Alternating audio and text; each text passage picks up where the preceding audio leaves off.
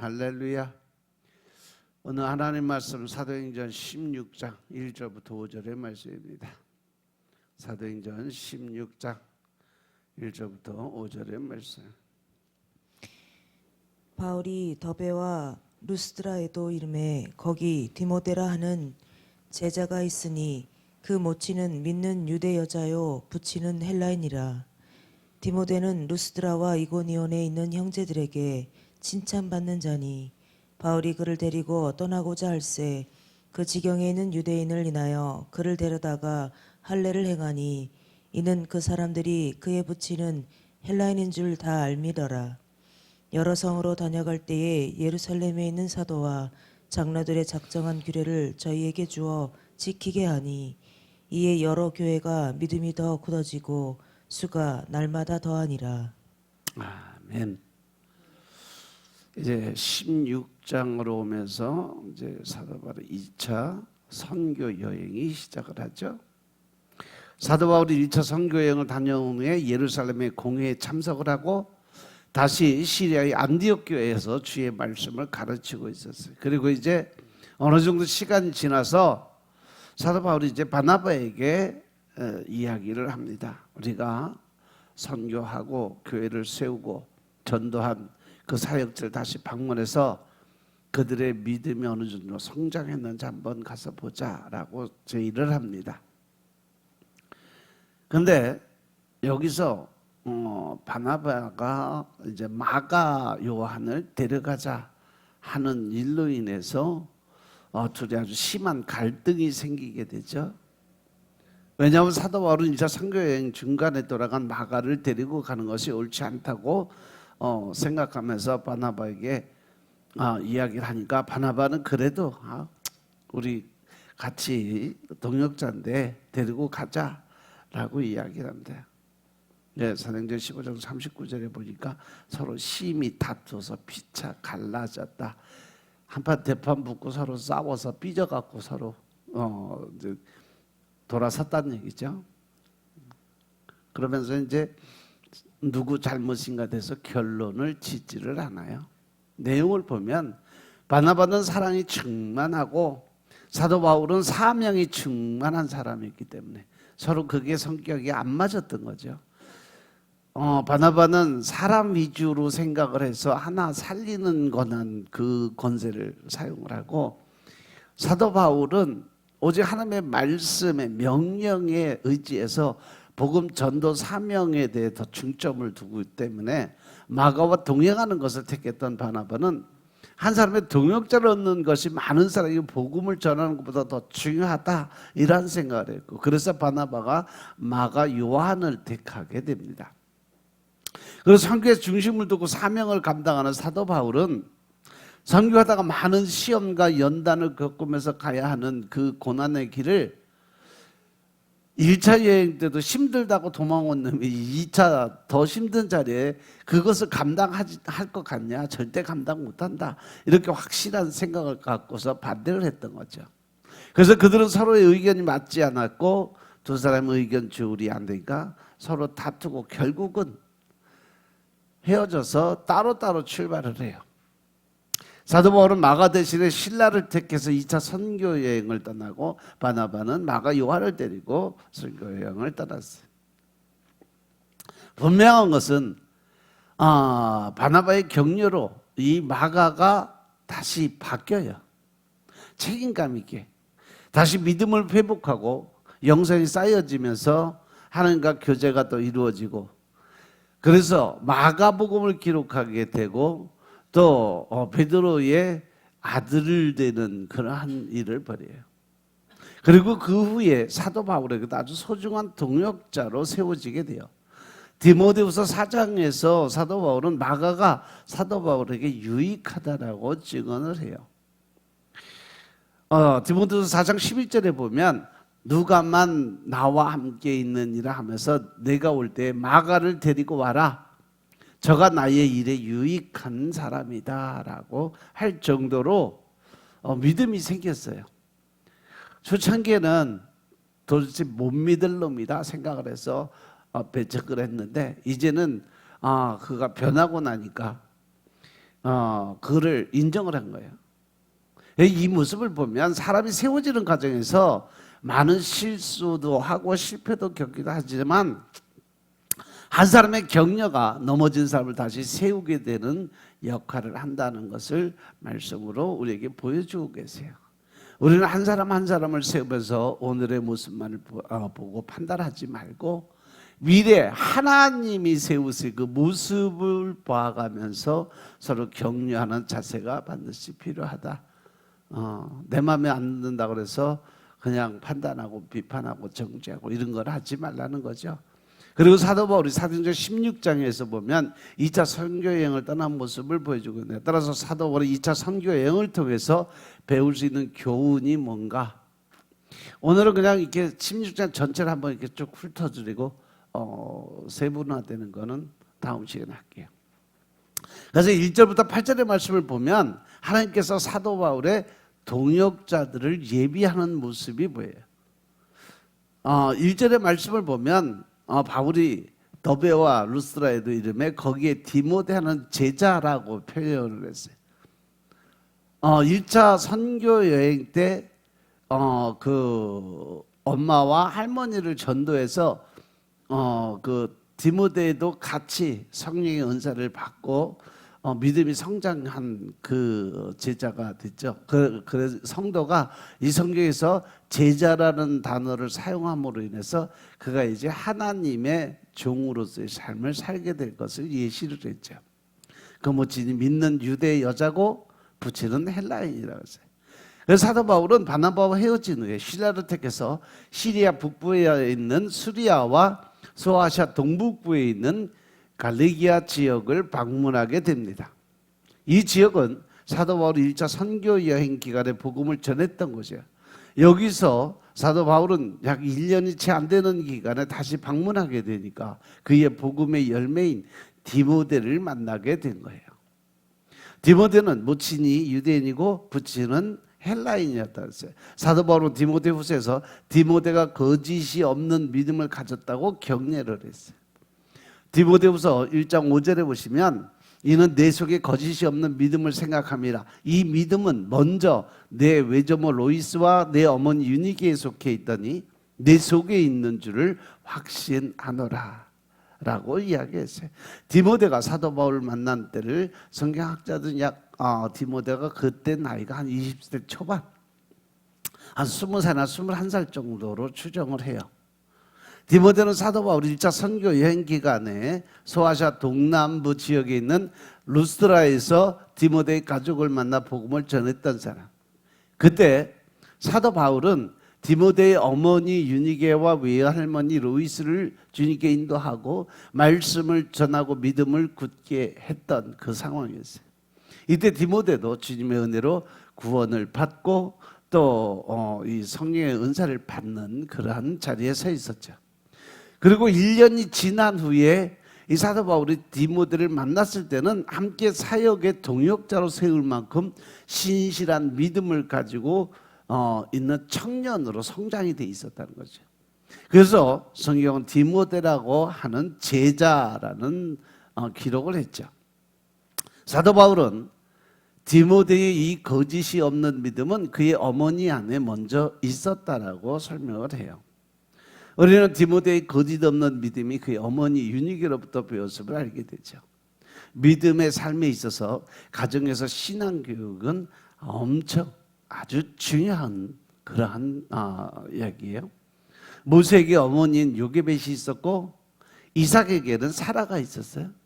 존 웨슬리에는 수잔나 웨슬리가 있었고 링컨 대통령에게는 성경을 가르치고 물려준 낸시 링컨이 있었어요.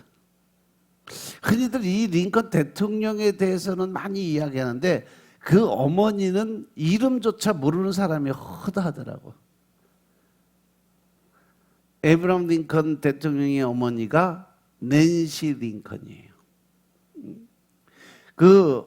링컨의 어머니 낸시 링컨은요, 황무지 개척자의 아내로서 그리고 두 자녀의 어머니로서 척박한 환경과 서로 싸우고 가난한 시골 생활을 하면서 이렇게 젊음을 보냈어요. 근데 워낙 그때 시골 생활하면서 고생을 엄청나게 많이 해서 두 아들을 키우느라고 고생 진짜 엄청난 고생을 많이 했어요. 그래서 그녀의 삶은 하루 종일 농사일 아니면 허드렛 일로 바쁜 생활의 연속이었지만 자녀들을 돌보고 교육하는 일은 절대 소홀하지 않았어요. 관찰력이 뛰어났던 그녀가 링컨을 데리고 숲속이나 강가를 다니면서 링컨으로 하여금 신기하고 경이로운 자연의 세계에 눈을 뜨게 했고 풍부한 상상력 그리고 창의적인 사고로 사물을 바라볼 수 있도록 늘 스스로 판단하고 결정 지을 수 있게 늘 교육을 그렇게 시켜 스스로 살아가는 방법을. 왜 그러냐면 그 어머니가 몸이 너무 병약했어요. 그래서 에브라임 링컨이 9살, 10살 되던 해에 죽어요. 어머니가. 그래서 무엇보다 그녀는 아들 링컨의 마음속에 신앙과 꿈을 심어주려고 한가로운 오후나 저녁 식사 시간 후에는 찬송가도 불러주고 성경 이야기를 주로 성경 말씀을 읽고 그 말씀을 해석해주고 그래서 성경에 대한 지식을 차곡차곡 신앙심이 깊어지도록 가르쳤어요. 링컨의 어머니는 외진 시골 마을에 살고 있어서 학교에 다니기 어려웠던 링컨 남매를 학교에 보내는 교육에 대한 집념이 강한 분이게 됐어요. 그런데 링컨이 10살 때 세상을 떠나게 됐고 링컨에게 이러한 유언을 남깁니다. 사랑하는 나의 부, 이 성경책은 내 부모님으로부터 물려받은 것이다. 에브라임 링컨이 대통령 취임할 때 이 조그만 손때 묻은 성경책 위에 그 손을 얹고 선서한 거는 뭐 사람들 다 아는 사실이죠. 그게 바로 어머니 한 선조 할머니 증조 할머니가 물려주셨던 그런 성경책이에요. 내가 여러 번 읽어서 많이 낡았지만 우리 집안의 값진 보물이란다. 나는 너에게 100에이커의 땅을 물려주는 것보다 이 한 권의 성경책을 물려주는 것을 진심으로 기쁘게 생각한다라고 이야기를 해요. 그러면서 에브야 너는 성경을 부지런히 읽고 성경 말씀대로 하나님을 사랑하고 이웃을 사랑하는 사람이 되달라고 부탁을 하죠. 이것이 나의 이제 마지막 부탁이다 라고 하면서 넌 하고 약속할 수 있겠냐 라고 하면서 링컨 대통령이 하겠다고 얘기하니까 숨을 거두고 결국 천국을 향해 가셨다고 그래요. 링컨이 비록 나이는 어렸지만 어머니의 유언을 마음 깊이 간직하고 그 약속을 지키기 위해서 엄청난 노력을 많이 했다 그래요. 그래서 어려운 환경에서도 미국 역사상 가장 존경받는 대통령으로 남게 됐어요. 이 에브라임 링컨이 그의 친구에게 어머니에 대해서 회상을 하고 이야기한 게 내가 아직 어려서 글을 읽지 못할 때부터 어머니께서 나에게 날마다 성경을 읽어주셨고 나를 위해 기도하는 일을 쉬지 않으셨고 또 통나무집에서 읽어주시던 성경 말씀과 기도 소리가 지금도 내 마음을 울리고 있다라고 고백을 합니다. 나의 오늘, 나의 희망, 나의 모든 것은 천사 같은 나의 어머니께서 다 물려받은 거라고 고백을 해요. 그래서 그가 대통령이 된 후에 백악관을 기도실로 만든 대통령이 바로 에브라임 링컨 대통령이에요. 그 링컨 대통령의 게티즈버그 연설이 10살에 어머니를 여의고 그 다음 해 11살에 그의 새 어머니가 들어오게 돼요. 그 어머니 이름이 세라인데 그 새 어머니로 온 분이 책을 엄청 좋아하셨대요. 매일 책을 읽으면서 에브라임 링컨에게 책 읽는 법도 그거를 이렇게 연상해서 생각하는 그러한 법을 계속 가르쳤대요. 그리고 링컨도 독서를 그래서 이제 즐기게 되는데 링컨의 독서는요 바로 게티즈버그 연설의 가장 기초적인 거 국민에 의한 국민을 위한 정부 그것은 인류가 꿈꾸는 가장 사랑하는 가정과 국민을 사랑하는 정부를 실현하는 원천이 됐다는 거죠.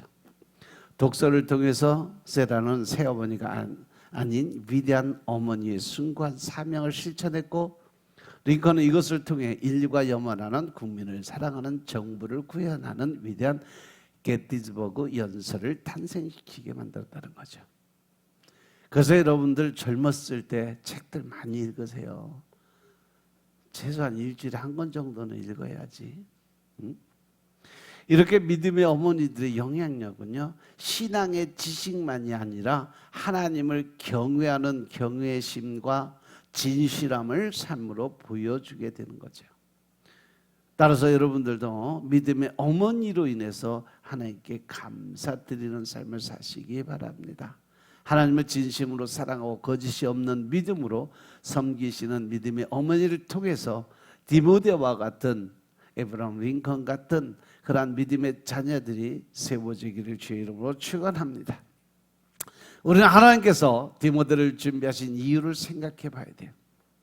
사도 바울은 이방 세계로 복음을 전하러가면서 유대인과 이방인들의 두 세계를 접해야 됐어요.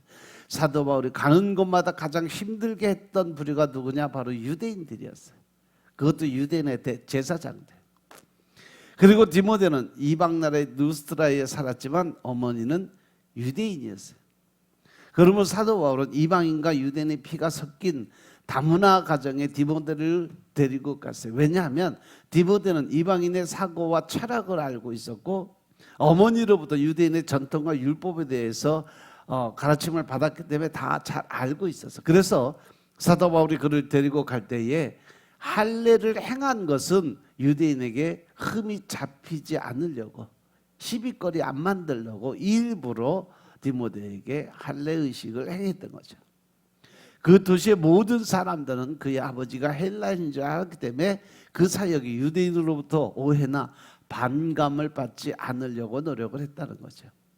사도 바울은 할례는 더 이상 믿는 자에게 적용되지 않는 율법이었음을 알았지만 유대인들의 마음을 얻고자 디모데에게 할례를 행하게 만들었어요. 고린도서 9장 20절에 보면 유대인들에게는 내가 유대인과 같이 된 것은 유대인들을 얻고자 함이라고 했어요. 사도 바울은 디모데가 유대인들로부터 헬라인이라는 비난이나 차별을 가능한 한 피하고자 할례를 받아서 유대인들에게 인정을 받고 그들에게 온전한 복음을 전하기 위해서 생각해 놓은 방법이죠. 그래서 우리는 사도 바울의 모습에서 진리를 벗어나지 않는 이상 자신의 생각을 내려놓는 지혜를 한번 생각해 봐야 되지 않냐. 하나님의 더 높은 뜻인 복음을 전하는 사역을 위해서 작은 문제들에서 양보하는 용기와 희생이 필요하다는 겁니다. 유대인들에게는 할례가 절대적인 기준이었기 때문에 그들에게 할례를 행하는 모습으로 다가섰던 거예요. 그리고 여루살렘으로 다니면서 예루살렘에 있는 사도와 장로들의 규례를 주어서 지키게 했어요. 이것은 유대인과 이방인의 영적인 교제와 하나됨을 위해서 최소한의 공통점을 마련하고자 했던 거죠. 이것을 통해서 교회의 덕을 세우기 위해서 서로 양보하고 희생하는 모습을 배우게 되죠. 그리고 이제 9절부터 49절까지 쭉 읽어보면 사도 바울은 성령의 인도하심으로 이제 아시아 복음의 전도사를 끝내고 유럽으로 넘어가게 되는데 16장 19절에 보면 사도 바울이 기도를 드리는 중에 밤에 환상이 사도 바울에게 보였어요. 마게도냐 사람 하나가 서서 그에게 청하여 가라되 마게도냐로 즉 유럽으로 와서 우리를 도와달라고 부탁하는 환상을 봐요. 그래서 사도 바울은 아시아 지역을 다니면서 복음을 전하고자 계속 힘을 썼는데 그는 아직까지 마게도냐 같은 유럽을 다녀본 적도 없었어요. 그런데 그러하여금 더 넓은 비전을 보게 하신 분이 바로 성령 하나님이심을 믿으시기 바랍니다.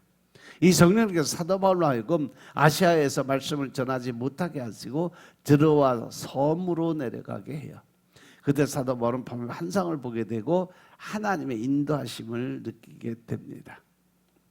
사도 바울은 환상으로 마게도냐, 즉 그리스 사람들도 하나님의 말씀을 듣고 구원을 받고자 하는 갈망을 보게 된 거죠.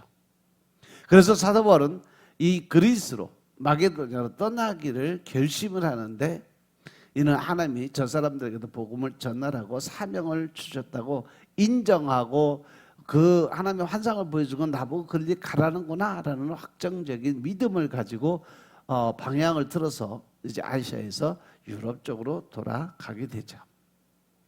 그리고 사도 바울이 빌립보에 이르러서 하나님을 공경하는 자주장사 루디아를 만나게 돼요. 그래서 여기서 그 루디아에게 복음을 전하게 되는데, 그 복음을 전할 때 하나님께서 루디아의 마음을 여시고 사도 바울이 전하는 복음을 듣고 믿음을 얻게 됩니다. 그리고 바로 세례를 받고 순종하게 되죠. 사도행 16장 15절에 보시면 저와 그 집이 다 세례를 받고 우리에게 청하여 가로되 만일 나를 주 믿는 자로 알거든 내 집에 들어와 유하라. 그리고 강권하여 있게 하니라 라고 했어요. 사도 바울이 빌립보에서 하나님이 준비하신 루디아를 만나서 구원을 얻게 하고 그 집에서 교회를 시작하는 은혜를 누리게 됐고, 그 집이 유럽 최초의 교회가 되고 그 루디아가 유럽 최초의 목사, 즉 여자 목사가 된 겁니다. 나중에 이제 이 빌립보 지방에서 사역을 다 끝내고 다른 지역으로 이제 옮겨가면서 그 교회를 루디아에게 맡겨요. 그래서 루디아가 그 교회를 맡아서 사역을 시작을 하죠. 목회를 시작한 거예요. 이렇게 하나님의 사역은 인간의 지혜나 능력이 아니라 성령의 역사하심이 반드시 있어야 된다는 거죠. 사도 바울의 모든 사역을 이끄시는 분이 바로 성령 하나님이셨기 때문에 그가 아시아에 머물고 있을 때 환상을 보여주셔서 배를 타고 유럽으로 건너가도록 인도하셨고, 그곳에서 놀라운 사역을 시작하게 됩니다. 그는 마게도냐에서 빌립보와 데살로니가 그리고 베레아에서 사역을 했고, 아가야 지역의 아덴, 고린도에서 복음을 전하며 교회를 세워가요. 좀 특별한 것은 이 사도 바울이 좀 지식이 많았던 사람이에요. 그래서 고린도 지방에 가면 그 고린도 지방이 바로 항구 도시예요. 그래서 전 세계의 그 철학가들이 가장 모여서 얘기를 많이 하고 서로 자기 주장을 세우고 또 이 학식에 대해서 논의하고 하는 데가 이 고린도 지방의 항구 거기였는데, 거기서 그 학자들하고 대화하다가 실수를 해요. 내가 너희가 모르는 신을 따로 소개하겠다라는 그 이야기를 하면서 하나님의 이름을 부르지 않으려고 또 다른 신, 너희가 모르는 신이라는 단어를 써서 그것으로 인해서 하나님께서 사도 바울에게 고린도 지방에서는 교회를 허락을 안 했어요. 고린도 교회 그 교회가 생겨진 게 그것을 믿음이 성장해서 교회 성도들이 지은 교회가 바로 고린도 교회예요. 엄청 커요. 지금 가서 보면 터가 엄청 커요. 그래서 하나님께서 사도 바울의 열정과 순종을 통해서 큰 비전을 성취해 가셨어요. 아주 갈급한 이방의 영혼들에게 복음을 전하고 구원을 받게 하시고 영생을 얻어서 구원의 기쁨과 감격을 누리게 하셨어요. 이와 같이 오늘날 교회가 세워지는 과정에서 일하시는 분은 역시 하나님이심을 믿으시기 바랍니다. 주님의 성령이 우리 믿음이 자라게 하시고 영혼이 구원받게 하시고 우리가 한 마음으로 주님을 섬기게 하는 것이죠. 따라서 우리가 영혼을 구원하는 것이 아니라 성령의 복음의 진리로 영혼을 구원하시고 새 생명 또 영생의 삶을 주시는 줄로 믿으시기 바랍니다. 우리의 역할은 주님의 명령에 순종해서 복음을 전하는 것이고 교회로 초청하는 거예요. 그리스도의 몸인 교회도 주님이 세우시는 거죠. 우리의 힘과 지혜는 서로에게 상처와 아픔을 줄 수 있어요.